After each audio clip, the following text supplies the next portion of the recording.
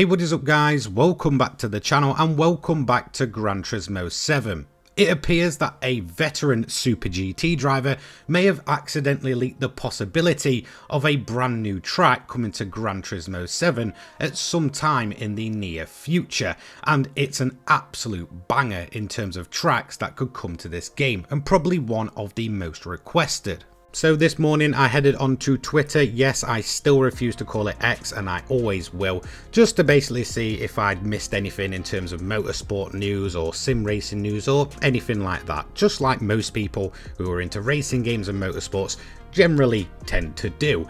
And I noticed that there was a repost of a tweet that was all in Japanese. It's essentially a two-part tweet and I'm going to bring it up on screen now. As you can see, the original post is basically saying in Japanese, is this really coming to Gran Turismo 7, with the hashtag of GT7 and an image of a racetrack. Now anyone that knows their racetracks knows that is Motegi. It's fairly well known at this point and probably one of the coolest tracks in Japan and maybe even the world.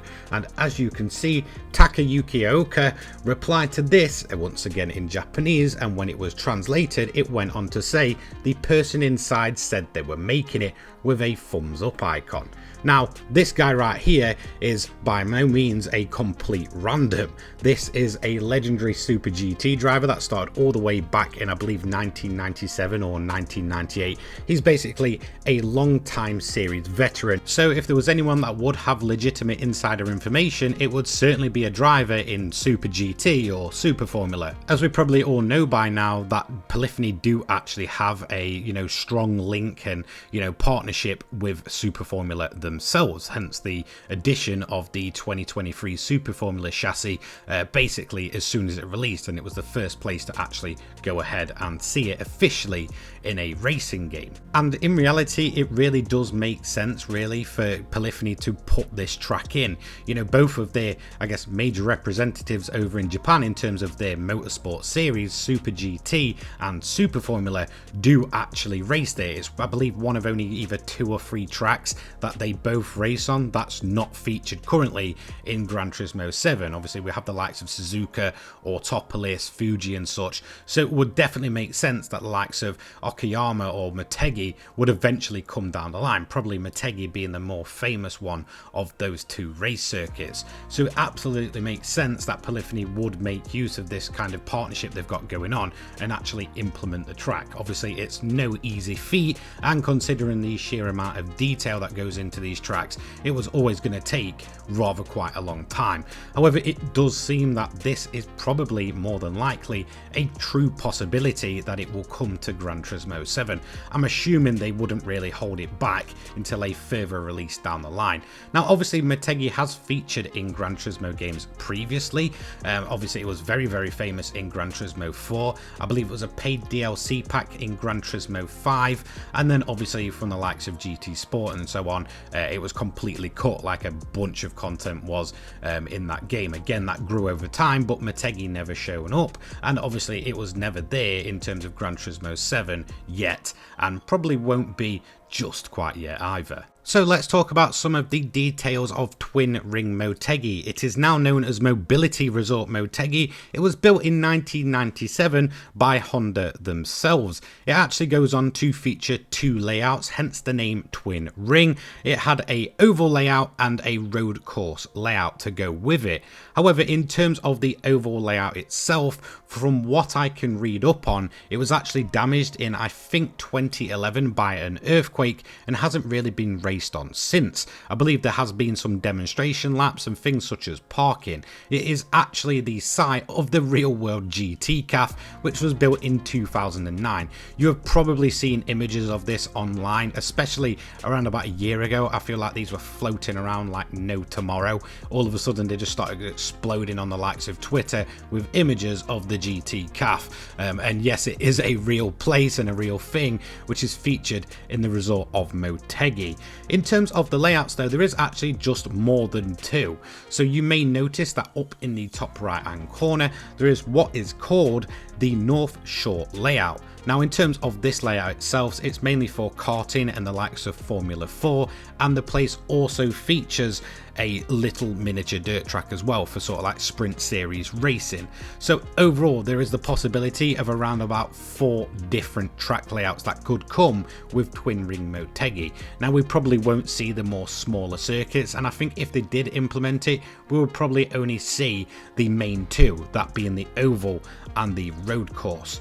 Now overall this is a seriously cool circuit, so it got me thinking, when would the most likely time for this track to actually arrive in Gran Turismo 7 be? And I guess more to the point, what also could be included with this track release? And to be totally honest, it would absolutely make sense for this to happen, so let's discuss it a bit more. So this got me turning my attention to the Gran Turismo World Series. Now in terms of the online qualifiers, they will be done and out the way, and we will start seeing the main live events in July, which is Montreal. Now obviously there were the previous rumours of Montreal coming to the game, and I think, to be honest, if they wanted it to make sense and that, I guess, leak or rumours ended up being true, we would probably see Montreal come in July with the World Series finals. However, if we look a little bit further down to September, we can see that the live events take place in Tokyo in Japan. In my honest opinion, I think at that point either Motegi will be in the game on that update, or we'll have an update around that time, or we'll probably see the announcement of the circuit itself. I guess in that sense it would be logical to see actually 2 tracks come to the game, but Montreal just seems to be a kind of phase where it was sort of brought in as a leak and then disappeared very quickly off the face of the earth, with obviously the likes of Lake Louise coming to the game in November.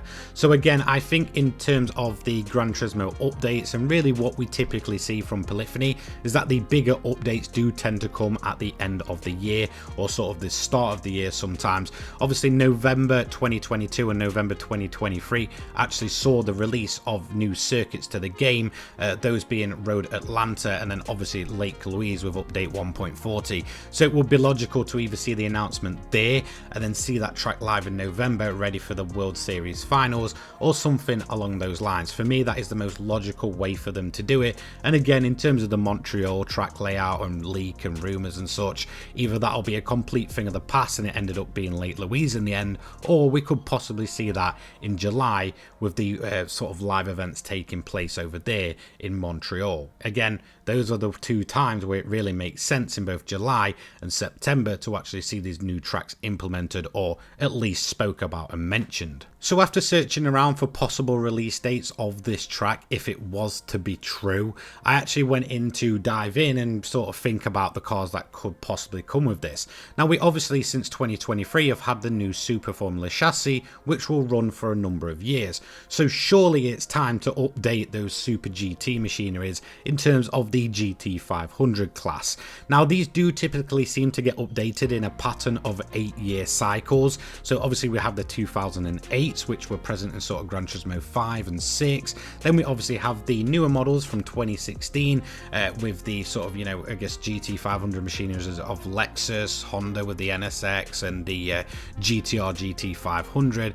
But obviously at this point in time there's a bunch of new machines and new models currently running in Super GT, and it's obviously been now that 8-year gap, mainly the Nissan Z, the Toyota Supra GT500, and obviously the most recent addition, the Honda Civic GT500 as well. So there we go, it's a little bit like this Super Formula. If you remember back to sort of the end of 2022 and the beginning of 2023, before we actually got the Super Formula announced, Super Formula themselves were accidentally talking about the Super Formula coming to GT7 a good few months, about 4 or 5 months prior to its actual inclusion in game. So it does seem that it's very much along those lines, and this is very much a real possibility. Anyway, it would probably make sense for Polyphony to do it in that fashion and not hold it back to a future release of the franchise, and surely this finally means that those GT500 machines finally get their much needed update, considering we already do have that Super Formula. Anyway, thanks so much for watching, have a fantastic rest of your weekend, take care guys, peace.